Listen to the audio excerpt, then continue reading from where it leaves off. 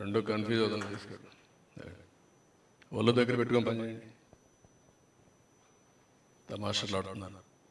ఇక్కడ మీరు చూసినప్పుడు టారిఫ్ బర్డన్ ఆన్ కన్జ్యూమర్స్, గవర్నమెంట్లో కూడా ఉండేవాళ్ళు అందరూ పని చేస్తున్నారు.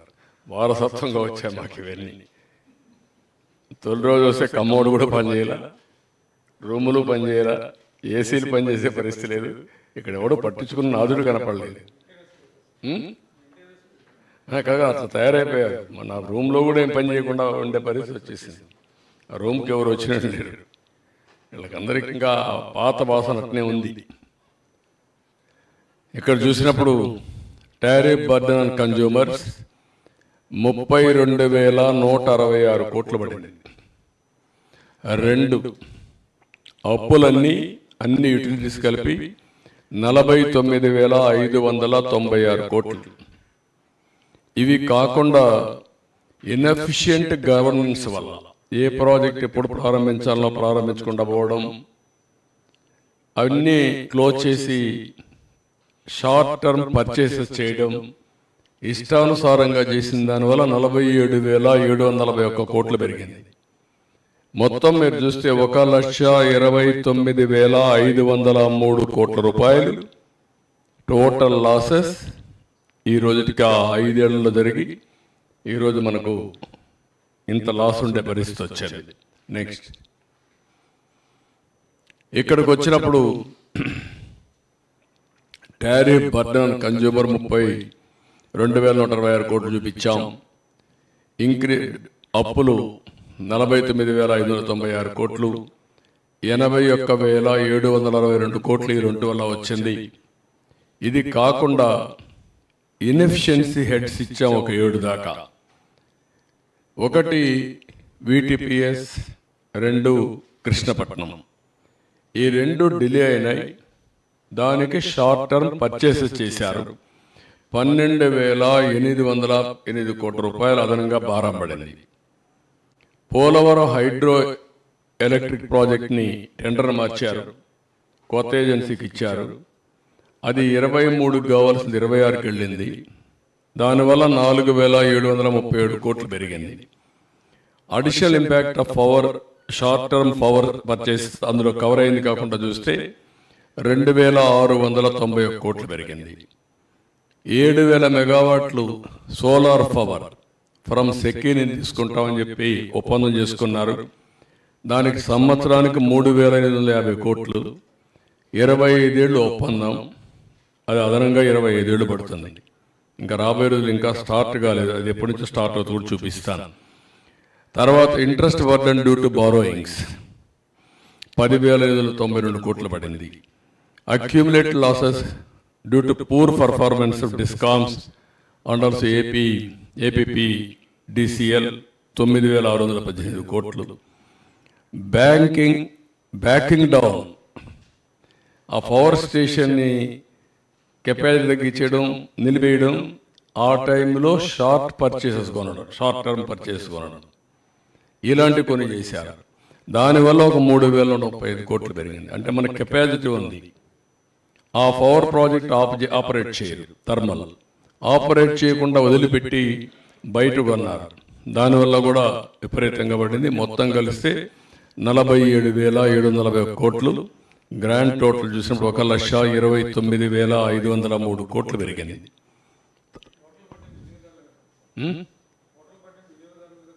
అందరికీ వాళ్ళు పెరగదు, ఎవరైనా సరే ట్యాక్స్ పేయర్స్ మనే కదా ఇది. ఒక అసమర్థ ప్రభుత్వం వస్తే ఏ విధంగా అవుతుంది, రాష్ట్రానికి ఏ విధంగా భారం అవుతుంది, ప్రజలకు ఏ విధంగా శాపంగా మారుతుందో ఇది ఒక కేస్ స్టడీ. చదువుకున్న వాళ్ళు మీరు గుర్తుపెట్టుకోవాల్సిన అవసరం ఉంది.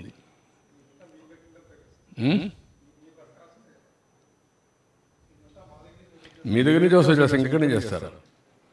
రాష్ట్రంలో అన్ని మీ దగ్గర నుంచి. నెక్స్ట్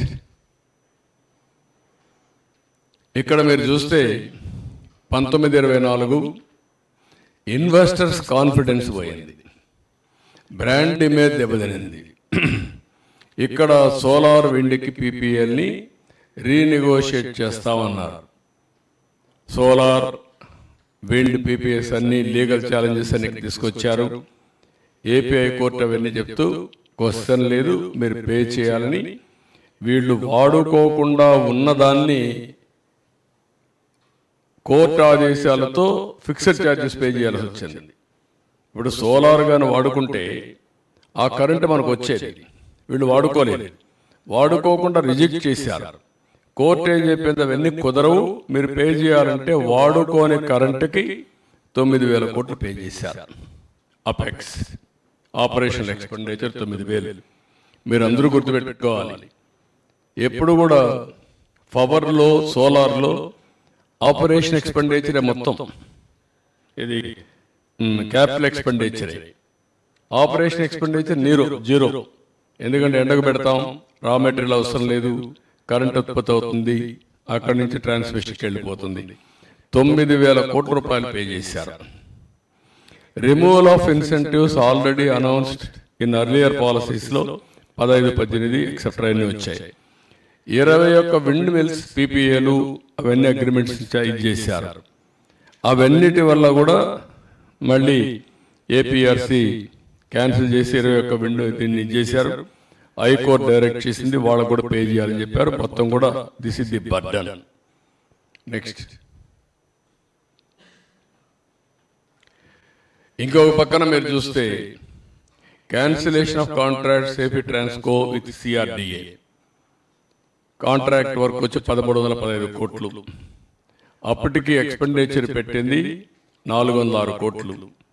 ఇప్పుడు అడిషనల్గా అయ్యేది 280 కోట్లు అవుతుంది. ఇప్పుడు ఎస్టిమేట్ చూస్తే 1,190 కోట్లు.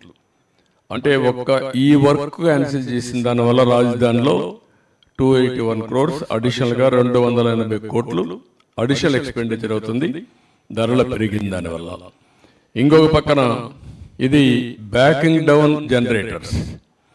ఇది ఏం చేశారంటే విండ్, సోలార్ పవర్ రెండు కూడా 500 కోట్లు కన్జ్యూమర్ స్పెండింగ్ ఉంది కమిషన్. అక్కడ అప్పుడు ఆపరేట్ చేయకుండా పోయిన దానివల్ల. హిందూజా ప్రాజెక్ట్ నాట్ షెడ్యూల్డ్, వాళ్ళు కూడా షెడ్యూల్ చేయకుండా పోయే కొందికి సుప్రీంకోర్టుకు పోతే వాళ్ళు ఇచ్చారు. కంపల్సరీగా పే చేయమంటే 1,235 కోట్లు పే చేసే పరిస్థితికి వచ్చారు. ఇంకొక పక్కన ఏపీ జెన్కో నేను చెప్పాను, ఆ కంపెనీస్ 1922 వరకు క్లోజ్ చేశారు.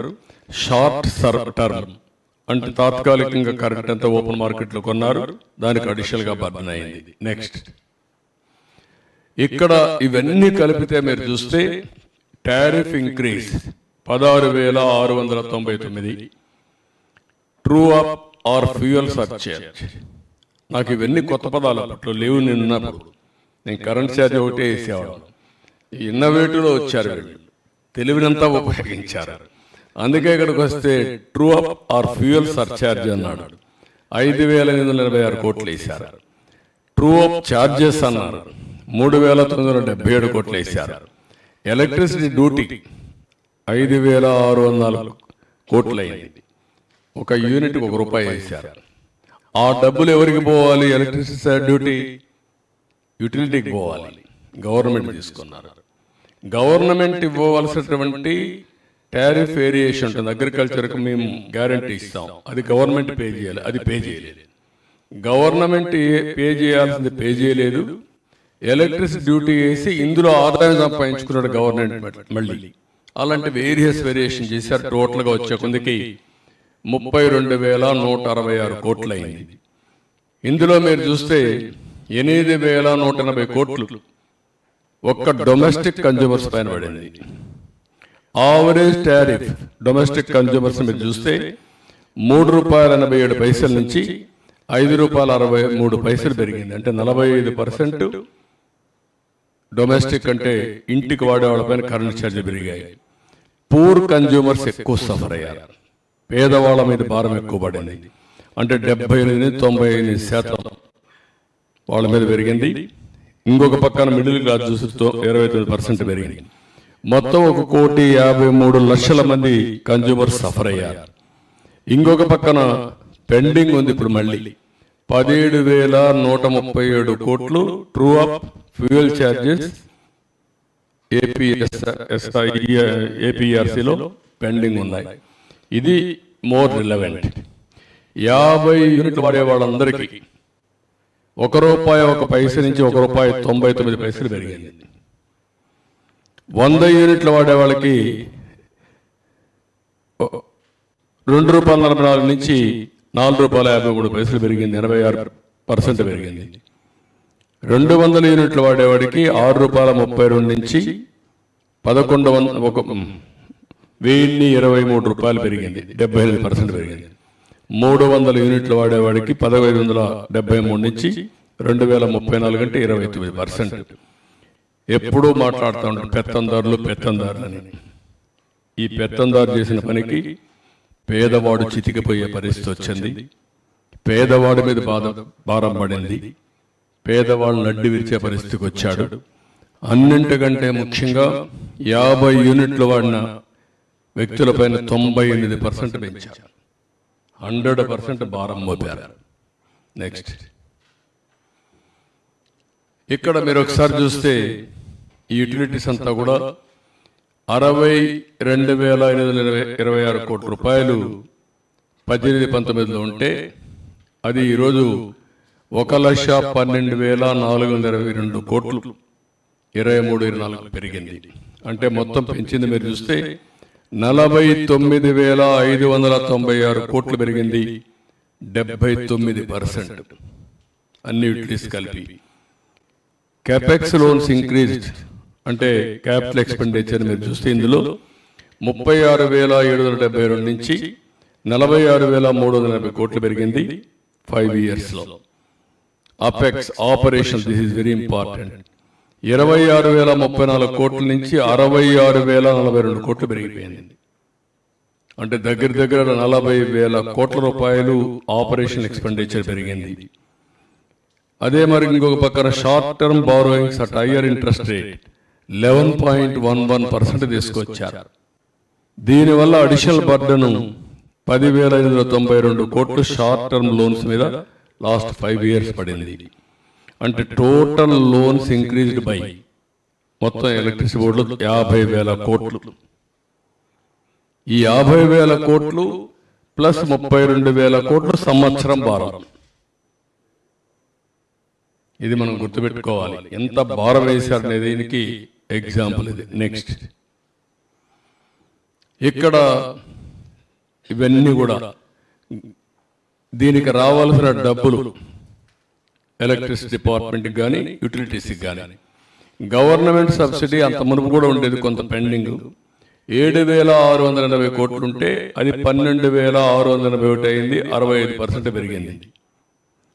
డిపార్ట్మెంట్స్ అన్ని అరియర్స్ 5,205 నుంచి 15,157 కోట్లు పెరిగింది, 188% పెరిగిపోయింది.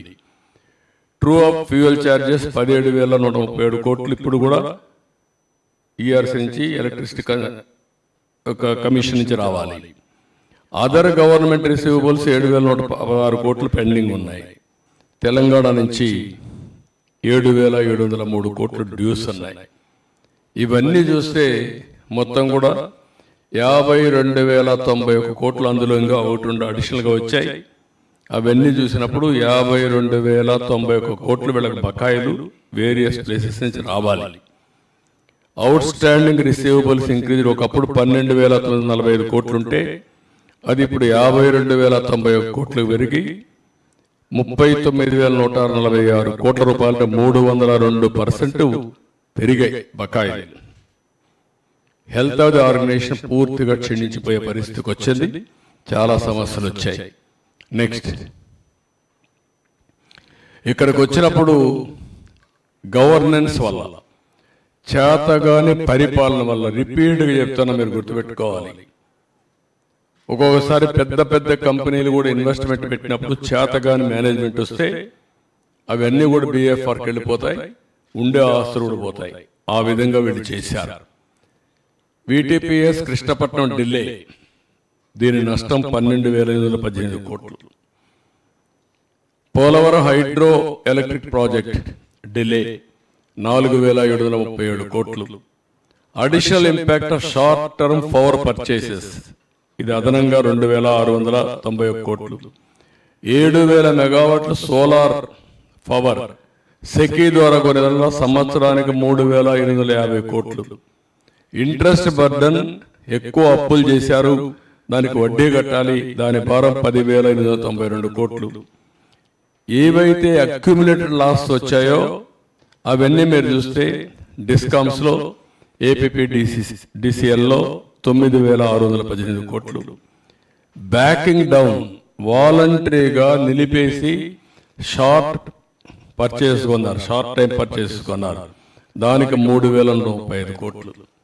మొత్తం కలిసి ఒక అసమర్థుడి పరిపాలన వల్ల 47,741 కోట్లు అయింది.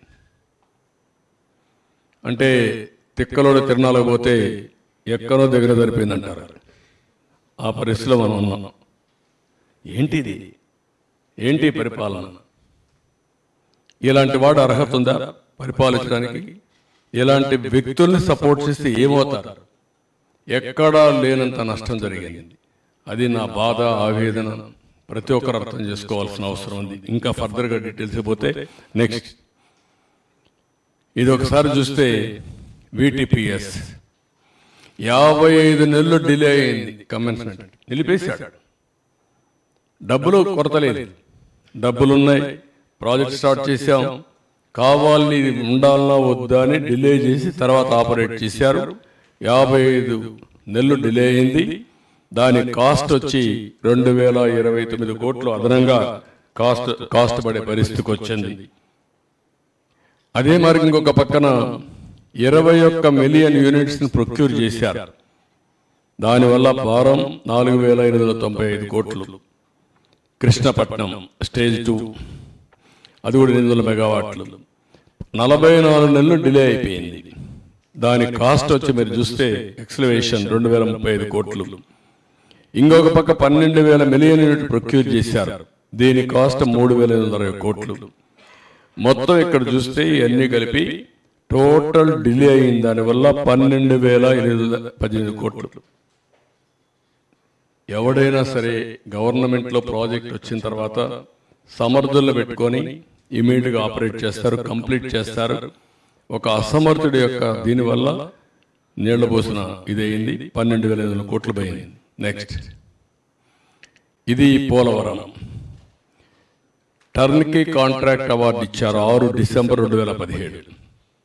కమిషన్ చేసింది 2023. టర్మినేట్ చేశారు, మళ్ళా దాన్ని చేసి 26 వరకు కొత్త కాంట్రాక్ట్కి ఇచ్చారు. ఆన్ గోయింగ్ ఆర్బిట్రేషన్ ఇంకా సెటిల్ కాదు. అది సెటిల్ అయితే 1,500 కోట్లు. పాతవాడికి 1,500 కోట్లు సెటిల్ చేయాలి. ఇప్పుడు కొత్త వాడు వచ్చింది 26కి వస్తాడు, 23కి పవర్ వచ్చేది. అక్కడి నుంచి ఇంపాక్ట్ అండ్ వేరియేషన్ ఆఫ్ ఇది మొత్తం ప్రైస్ వేరియేషన్ 350 కోట్లు అవుతుంది. Generation losses 2,000 units for Yanam. Additional burden 1,155 కోట్లు 24 వరకు. ఇంకా పెరిగితే ఇంకా పెరుగుతుంది. టిల్ జనవరికి అయితే 3,000 మిలియన్ యూనిట్లు 1,732 కోట్లు. టోటల్గా 4,737 కోట్ల రూపాయల నష్టం చేశాడు. ఒక ఈ ప్రాజెక్ట్ వల్ల, డిలే వల్ల, చేతగాని తనం వల్ల, అహంకారి వల్ల అదనంగా 1,500 కోట్లు పే చేస్తున్నారు. ఒక వ్యక్తి అహంకారానికి ఎంత ప్రైస్ ఉందో మీరు గుర్తుపెట్టుకోవాలి. ఎంత రాష్ట్రం పే చేస్తా ఉందో గుర్తుపెట్టుకోవాల్సిన అవసరం ఉంది. నెక్స్ట్